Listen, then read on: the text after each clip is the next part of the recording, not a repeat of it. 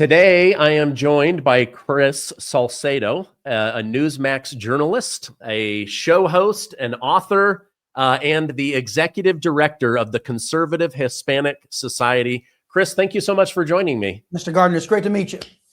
So, President Trump has been racking up a lot of wins. A big one that I told my audience about that I'm sure you saw, that the Supreme Court ruled in favor of Texas, picking up 5 additional GOP seats.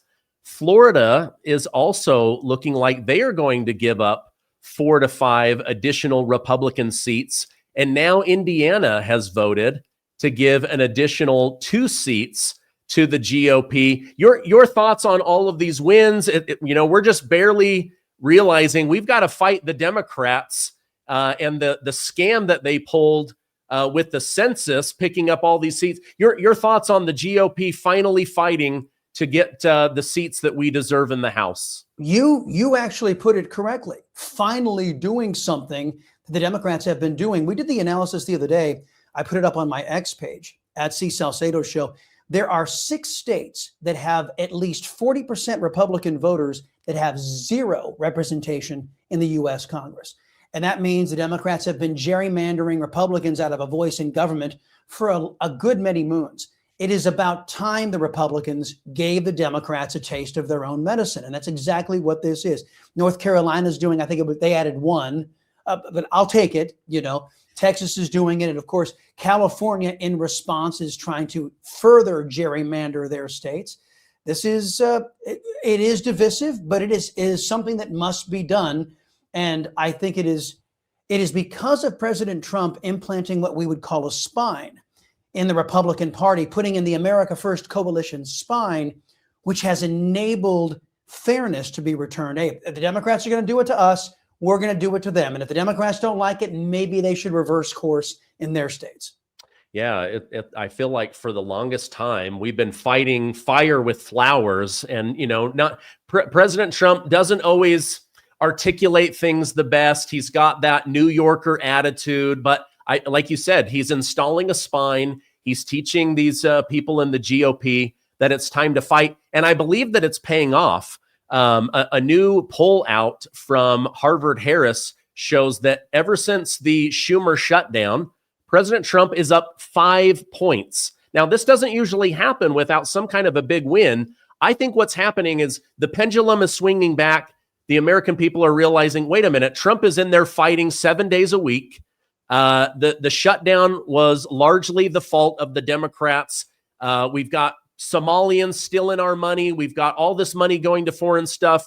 President Trump just seems to be on a tear with success. Your thoughts in him coming back and this 5-point increase? It is, well, the American people voted for this. Right? Did they not? They wanted an end to illegal immigration. They wanted an end to the massive intrusion of government into our lives, and President Trump is delivering. And the biased press is probably the only reason why that 5 points isn't 10 or 15, because they have spun it. And those who are still watching ABC, NBC, CBS, the fake news, CNN, MSNBS, those who are still watching that, they have been kept sufficiently in the dark by those fake news operations. But I think the American people who are paying attention, saying, yeah, every single time one of these victories that you classify them, I just call them common sense, or getting back to being America. When one of these victories happens, people go, oh, that's what I voted for. And it is redounding positively for Trump, not the Republicans, but for President Trump and the America First coalition. Is he going to have to drag them across the finish line in order to stay in power the second half of his second term? Yes. And look at what happened in the 2025 elections in Virginia, in New York, New Jersey, right? The Democrats won where Democrats are supposed to win, where there are heavily Democrats. However, I will put a caveat on this because, by the way, Republicans won in Tennessee where Republicans are supposed to win. I'll put the caveat on this. The Republican Party without President Trump on the ballot, they couldn't beat an avowed Marxist in Zoran Mondani. They couldn't beat a guy taking over a communist, a socialist communist guy taking over the center of American commerce in New York. The Republicans couldn't beat him. In Virginia, they had a guy running for attorney general who wished the death upon his political opponents and their children. And Republicans couldn't beat him. The Republicans in Virginia ran away from America First. They ran away from President Trump, and they lost. That's a cautionary tale for all Republicans. If you want to go back to having the Republican Party stand for, hey, we need to find the nearest Democrat butt cheek on which to firmly plant our lips. If that's what you want to go back to, you are going to lose. Yeah, you might kiss some butts, but you're going to lose your race. Let me ask you this: as the head of the Conservative Hispanic Society, President Trump, he's all about loyalty, and I covered this under Biden. But this Congressman Henry Cuellar down in Texas, Hispanic man, I think he's a good person. He comes out and says, "Hey Biden, hey Democrat Party, you guys are hurting Latinos. You're hurting Hispanics. You're hurting these border towns. We've got millions of people flooding into the country. We can't handle it." And what do? They literally unleash the FBI on this guy. They almost financially bankrupt him. He was supposed to go to jail for 7 years, not see his wife, his children, his grandchildren. President Trump reaches across the aisle, says, "This is lawfare. This is disgusting. I'm going to go ahead and pardon you, give you back your life." And what does this guy do? He runs again as a Democrat. Yes. Like, is this like the abused returning to their abuser? Your thoughts on this crazy story? I know Henry Cuellar. He has been on my program as a Latino conservative. And Henry Cuellar believes he wants to take the Democrat Party back to when the Democrat Party was an American party. He wants to wrest control away from the Ilhan Omars and the Alexandria Ocasio-Cortezes and these anti-American kooks, freaks, and nuts. That's what I call them. The kooks, freaks, and nuts who now run the Democrat Socialist Party. He wants to return the Democrat Party to being an American party again. Henry Cuellar believes in our Second Amendment rights. Henry Cuellar doesn't believe in open borders. And he is probably one of the few remaining traditional Democrats, Kennedy Democrats out there. So he has this delusion that he's going to change his party from within. And I can find one part of me says it's admirable, but frankly, anybody who is an American has left the Democrat Party already. 2.4 million since 2020 into 2024 have left the Democrat Socialist Party because they're bat guano crazy. Anybody who believes in the greatness of America, wants us to be America again, has already left the Democrat Party. I think Mr. Cuellar, though admirable, he's fighting a losing battle. Yeah. Okay. Couched with that context, I see what maybe you were saying and what he's thinking of, like, okay, can I be the guy to bring us back from the brink? But as you said, the evidence is just more Pramila Jayapal, more AOC, yes, more Zoran Mamdani, more Gavin Newsom. I think he's going to fight an uphill battle. And honestly, with the way that Latinos and Hispanics shifted towards Trump, even in Texas, I still think that he could win in Texas as a Republican, and then say, look at what this party who's supposed to help you did. They tried to destroy us. Now, you're the head of this Hispanic community. Your thoughts on President Trump? I've read that he's lost a little bit of a step with the Hispanic community. I think that we can get that back. Your thoughts on where he stands right now with Latinos and Hispanics? Well, we talk about this in the book kind of extensively because we chronicled what I have been classifying as the greatest political revolution to hit this country since the formation of the Republican Party. And that was the historic shift of Latinos from Democrat socialism to the America First coalition. Notice I didn't say Republican, right? Even though they voted Republican. If Mitch McConnell were running the Republican Party, if Paul Ryan or these milquetoast John Cornyn, if they were the standard bearers of George W. Bush, if they were the standard bearers of republicanism, there never would have been this massive switchover from the Democrats to the Republican Party. And it's all courtesy of America First, all courtesy of President Trump. Now, you point out from that historic majority of American Latinos, males, voting for President Trump, and a record number of Latinos writ large voting for President Trump in 2024. You mentioned there's been a fall off because of the aforementioned biased press. They have come in and they have put the worst possible face on law enforcement they possibly can. They are standing up for narco-terrorists. They are standing up for criminal illegal aliens. They are standing up against the rule of law, saying that illegal aliens somehow have a right to be here.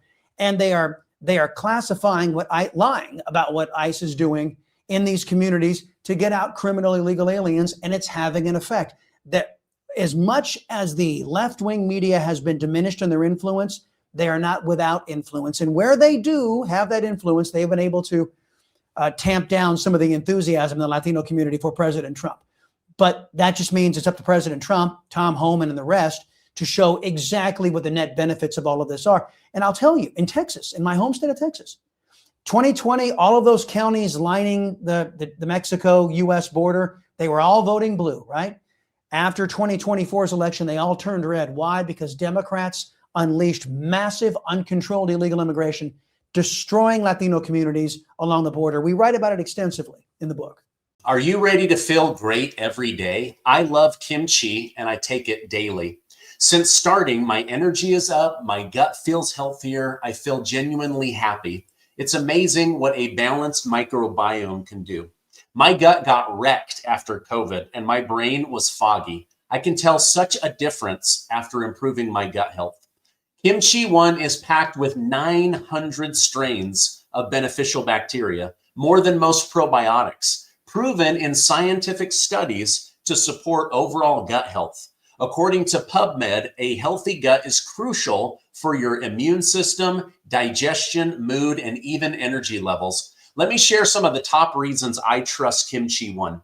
Enhanced digestion, increased energy, immune system support, better nutrient absorption, happier mood, and healthy weight management. Want to experience the same? Follow the link below for 25% off Kimchi One or snap the QR code. Or call my friends at Brightcore right now to get up to 50% off with free shipping. That's right. Call 888-908-4425 for up to 50% off plus free shipping. Your gut and body will thank you. Okay. I want to talk about your book, The Rise of Liberty-Loving Latinos. But before that, I'm hearing and I'm seeing this in press conferences and cabinet meetings. President Trump keeps floating this idea of a J.D. Vance, Marco Rubio ticket. He said it a couple of times. I don't know if he's trying to plant it or get these two together, but how do you think a J.D. Vance, Marco Rubio would do? I think Marco Rubio could really connect with Hispanics and Latinos, which is the second largest voting bloc in America. Your thoughts on those two running in 2028? Well, I think Marco Rubio has shown me something, not because he's a Latino, not because he's a Cubano. It's because he has rediscovered and been enabled to be a conservative. He is actually, once he's gotten out of the hen den, out of the United States Senate, he has been a robust and staunch conservative that I've always hoped he would be, and a leadership figure as Secretary of State, somebody that, and I haven't said this about a Secretary of State in a long time, somebody I'm proud of.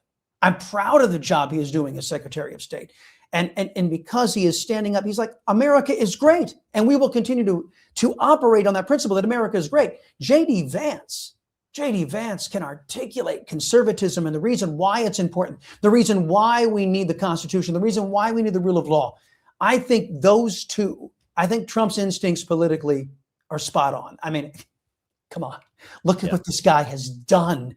I mean, the most unlikely of political comebacks in American history. He orchestrated that. And he sees greatness. He sees the same greatness I'm seeing in Marco Rubio and certainly in J.D. Vance. The conservative movement, America, is in good hands with those two in the future. I think they could make a very, very strong case in the 2028 election.